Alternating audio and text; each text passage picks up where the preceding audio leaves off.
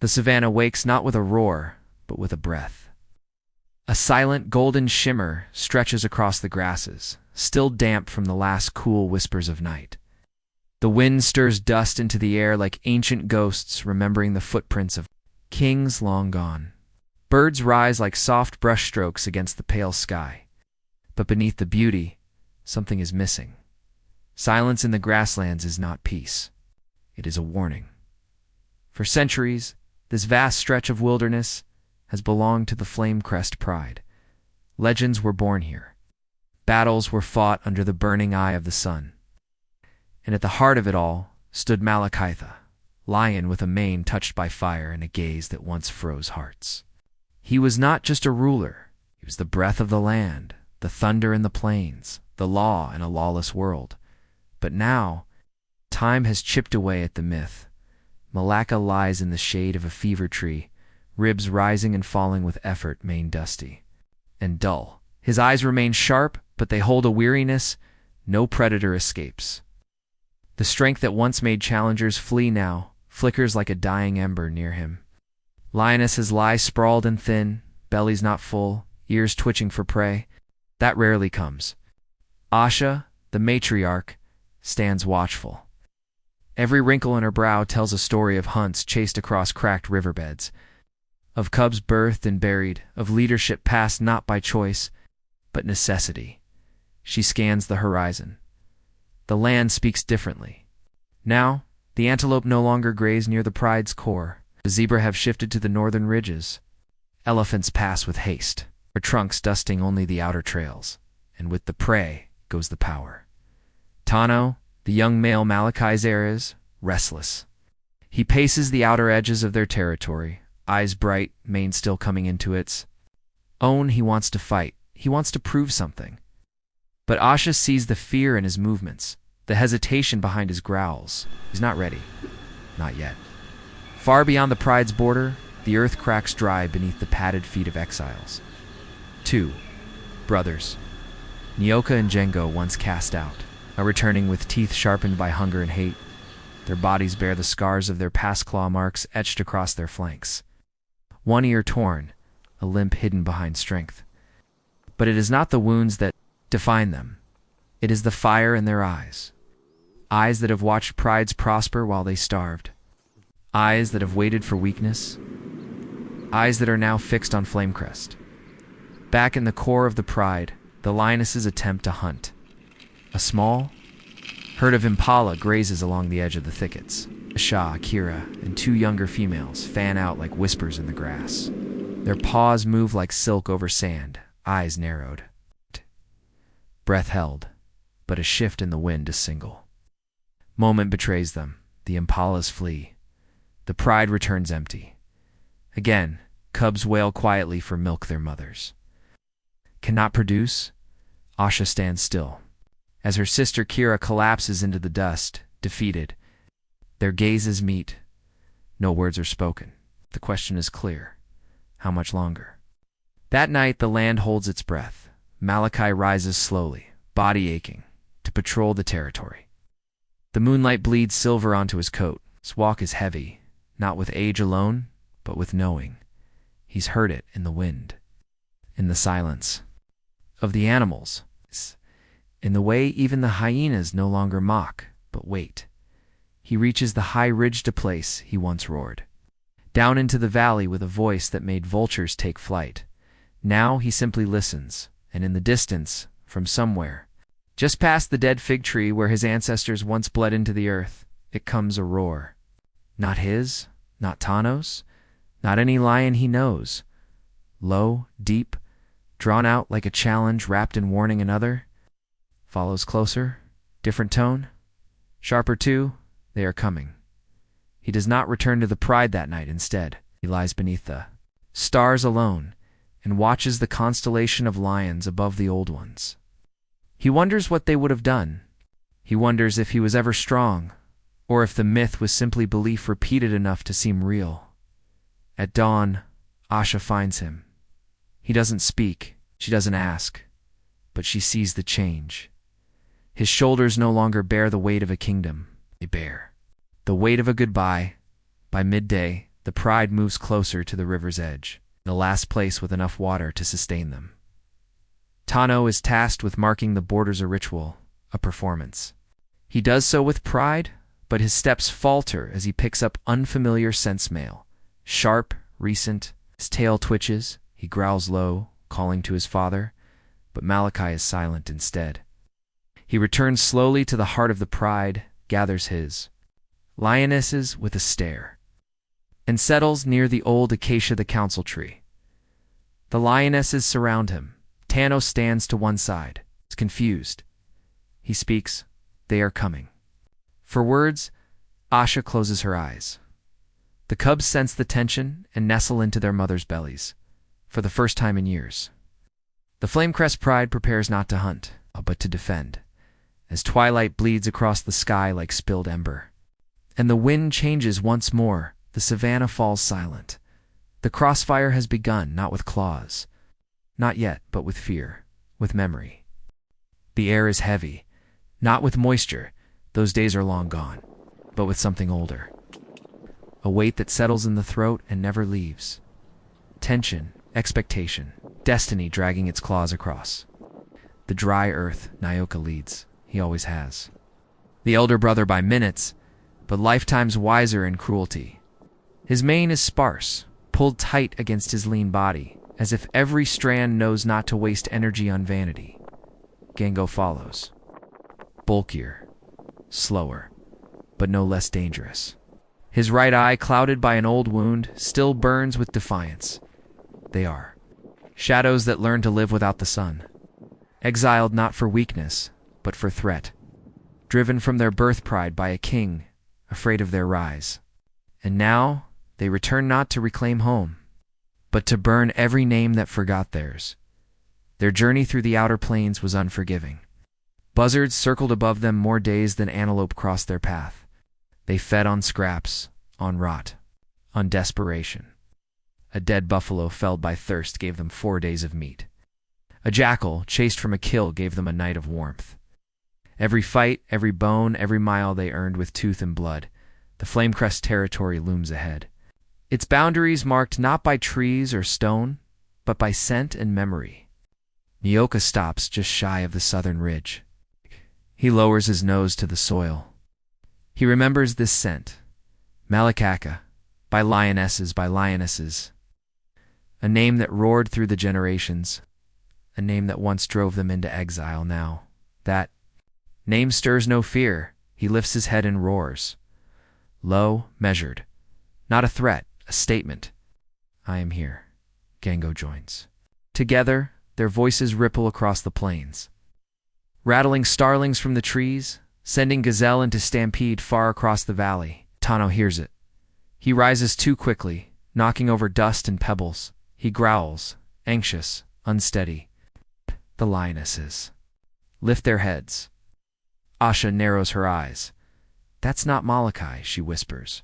No one answers. In the rogue brother's path lie more than boundaries. There are lionesses, there are cubs.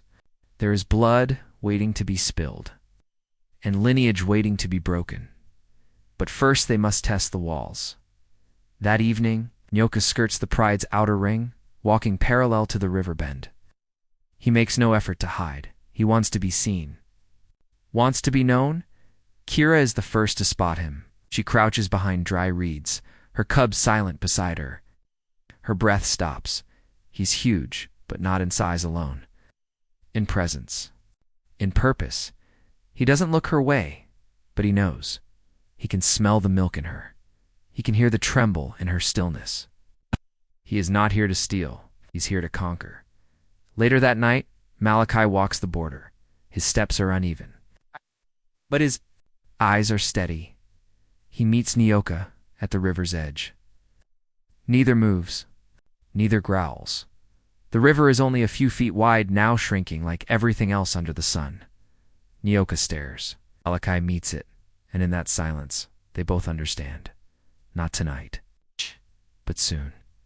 Nyoka turns and vanishes into the dark. The next, 3 days pass like smoke. The rogues weave in and out of Flamecrest's periphery, each pass drawing closer. They don't attack. They pressure. They let fear do what claws haven't yet. Tano becomes restless. He tracks their scent, circles the old termite mound where they slept 2 nights before, and growls into the emptiness. He wants to prove something to himself, to his father, to the lionesses. Us stops him one morning. "You are not ready," she says simply. He snarls, "I can be." She says nothing, just walks away. But her silence cuts deeper than any roar. On the 4th evening, the rogues breach the border, not quietly. Practically. Brazen. Django charges a watering hole and scatters a group of lionesses attempting to drink. He doesn't chase. He doesn't need to. He marks the spot and walks on. It's a declaration. This is ours now, the lionesses. Regroup, frightened. Malaga arrives too late. He stands where Django stood moments before and stares into the distant dust. Tano watches him from the tall grass. The king does not roar. He simply lies down. Something inside Tano breaks. That night the winds shift, and with it a storm brews not rain, but dust. A wall of wind and sand swallows the plains, blinding all who stand against it in the chaos. The rogues strike again, not with fangs, but with fear. They roar from all sides, confuse, disorient. Divide. Asha gathers her cubs and flees north. Kira loses sight of one of hers in the storm. Tano searches for Malachi but is thrown off by swirling scents. The pride shatters across the landscape. When the dust finally settles, the Flamecrest territory no longer feels whole. Malachi is found near the ridge, his flank bleeding. He was ambushed briefly, but the rogues let him live, not out of mercy. Out of cruelty. Asha returns with both cubs, but barely. No. Her eyes are glassy, her body trembling. Kira walks alone. No cubs beside her, no words on her tongue, just silence, and a hollow in her chest that will never be filled. Tano sits by the river that night, staring at his reflection. He looks like a lion, but he doesn't feel like one. He wonders if he ever will, and in the distance, 2 sets of glowing eyes watch. The rogues have not taken the throne, not yet, but they've done something worse. They've taken the pride's belief, and in lion kingdoms, belief is everything. The savannah holds its breath, but the silence is not stillness. It is the deep inhale before a scream, the kind the land remembers. Clouds gather not in the sky, but in the soil. Dry winds dance over brittle grass. Each stalk crackles like old paper waiting for a spark, and the spark comes. A jagged bolt of lightning lances down from a bruised sky. It strikes a dying acacia tree miles from Flamecrest's core. For a moment, nothing, then smoke, then flame. It spreads slowly at first, creeping like hunger. Then, all at once, the fire devours the dry, the weak, the unwary. It gallops with the wind, outrunning fear itself. Antelope flee. Birds rise in frantic spirals. Predators abandon pride and prey, and the lions. They run. The Flamecrest pride fractures under the weight of panic. Asha clutches her cub to her side, barreling through smoke. Kira, once strong, stumbles in the heat, her eyes wide with a fever of memory and loss. Malachi tries to lead, but the fire does not follow rules, curls around him, driving him back. Tano, alone on the western ridge, watches the horizon burn. The flames reflect in his eyes like ghosts of a crown he never earned. Then, the rogues move to them. The fire is not chaos. It is cover. It is opportunity, is war's perfect veil. Nyoka leads with a hunger no flame can match. Django follows, silent and coiled. They descend upon the pride's fragmented core. The lionesses, still reeling, cannot regroup in time, and then the roar. Malachi emerges from the smoke, his mane singed, his paw limping, but his eyes ablaze. Not with age. With fury he charges. The ground trembles. The savannah forgets the fire. For one breathless moment, the past returns. Malachi meets Nyoka in a clash of muscle and bone. Fangs flash. Blood arcs into the ash-thick air. Django lunges, at Malachi's flank, but the old king twists. He bites down on Django's neck, tearing deep. The younger male yelps and recoils, but Malachi's strength falters. Nyoka rises behind him, and in one brutal strike, the king falls. Not quietly, not nobly. Time in the savannah does not rush. It grinds. Weeks pass since the fire, since the throne fell, since blood marked the soil. But in that stillness, something breathes beneath the dust. Asha waits. She is no longer the lioness she once was. Not the graceful huntress of Flamecrest, not the queen beside Malachi, but something deeper, a survivor. Her cub, now walking clumsily at her side, is the last fragment of an old dynasty. A whisper of Malachi's blood, a living secret. She teaches him silence first, how to breathe without being heard, how to listen to the ground before stepping, how to read wind and shadow like language. She names him Shuya, warrior, because he must be across the valley. The rogues settle uneasily into power. Nyoka, once the storm, now finds himself battling silence. The lionesses obeyed, but their eyes are distant. Their bodies submit, but their spirits retreat. Even Django, healed but scarred, senses the weight of a kingdom won without honor, the land. Too, resists them. Herds avoid their scent trails. Carcasses spoil faster. Buzzards circle early. It is as if the savannah itself has judged them unworthy, and still Tana walks. He has left Flamecrest far behind. Crossed through dust plains, dry riverbeds, hyena territory, once. He was chased by a pack of jackals who sensed weakness. He turned and fought alone, and when the sun rose, the jackals lay scattered, bleeding in the sand. He bore their scars proudly. He was not king, but he was alive. In his wandering, he meets others. A lone male, scarred and quiet, limping from a crocodile ambush. A pair of young nomads, just driven from their pride by an aging patriarch. Together, they form something new. Not a coalition forged in blood, but in purpose. Each has lost. Each has fled. But in Tano, they see something they cannot name but follow. A fire that never went out. Months roll forward like slow thunder. The dry season deepens. The Flamecrest lands dry further. What was once golden becomes gray. Even the termite mounds crumble. Nyoka roars more often now, not to claim to remind the wind, the lionesses himself, that he is king, but the echoes grow thin. Django spends his days in solitude, licking old wounds, watching lionesses with empty eyes. They do not bear cubs.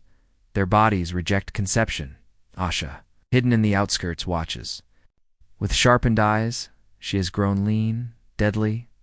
A ghost in the tall grass, she hunts with silence, kills.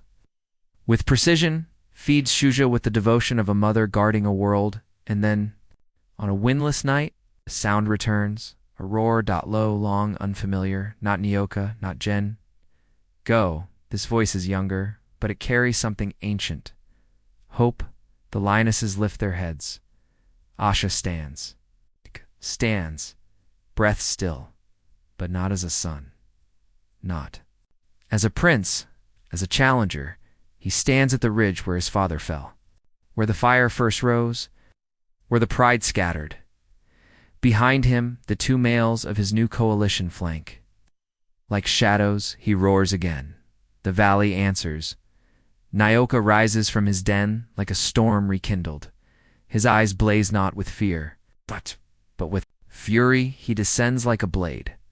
The final war begins not with a charge, but a stare. Two lions. Two legacies. Only one throne. They circle. Each step heavy with memory. NYOK strikes first.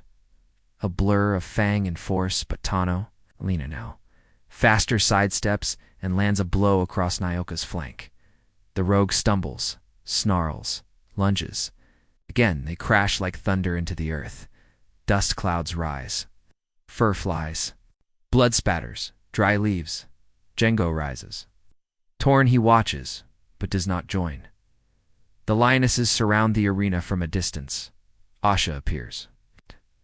Shuja behind her. She watches not as a mother, but as a queen once silenced. Tano takes a deep gash to the shoulder. Nyoka bites deep, teeth sinking into scarred flesh, but Tano does not falter. He slams forward. All his weight, all his will.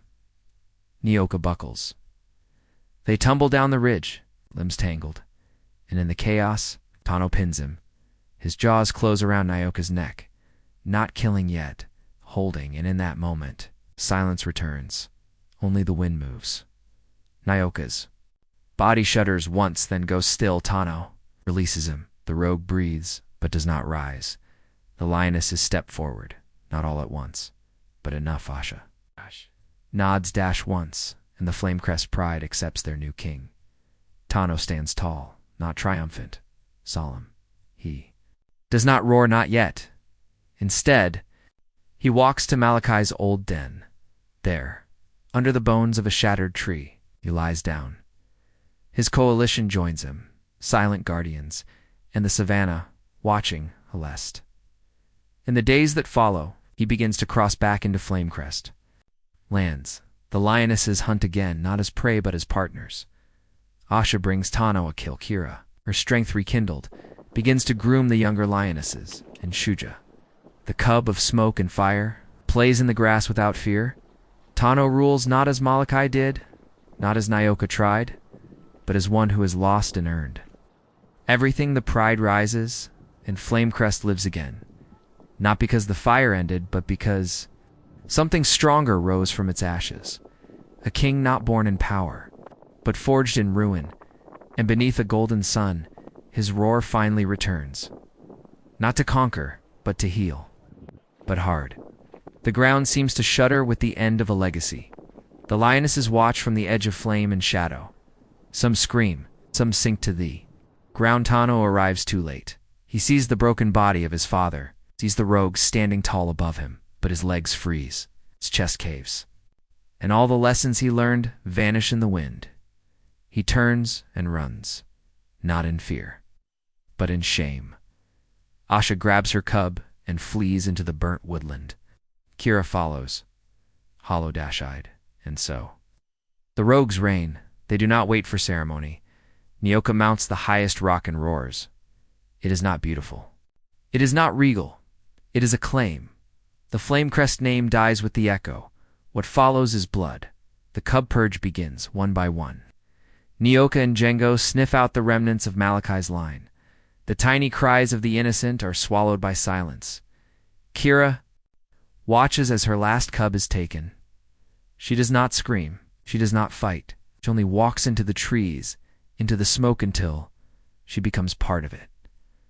Asha hides. She has learned when to flee. She buries herself beneath an uprooted thorn bush. Her cub, barely breathing, clings to her belly. She knows they are next.